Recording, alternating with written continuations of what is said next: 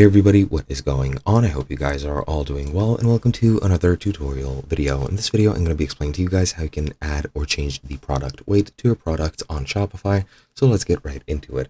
I'll be doing this for already existing products. However, you can set this up pretty much in the same way when you're adding a product to your site on Shopify. But without further ado, let me show you guys how that is done. Now, the first thing you're going to do is go into your product section, and you'll get a product list right over here. And as you can see, I already have a test product that I've set up just for the purpose of these tutorials. Now, what you're going to do, click on test, and then once you open up the editor, as you can see, it looks like this. You can edit all the information from before when you are adding the item, as well as the SKUs, the barcode. You can track the quantity, change the quantity over here, and right below that, you have the shipping option right over here.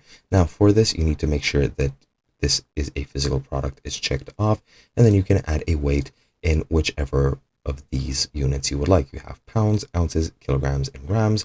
I'll keep it in kilograms, and you can also add customs information if you so chose. Now, to change the weight, you just need to enter a new value. It's gonna automatically round it up to 1 decimal, so this is what it looks like. And once you're done with that, you just need to go ahead and click save, and then that weight will be changed and saved. Now, as you remember, this was previously 7 kilograms. So if I go back to the list, I'm going to go ahead and click on the item again. And if I scroll down to shipping, as you can see now, it says 4 kilograms. This is pretty much needed if you're shipping physical products, for customs and everything if you're shipping out of state. But yeah, that is pretty much all you need to do. Hope you guys enjoyed, and I'll be seeing you guys in another video.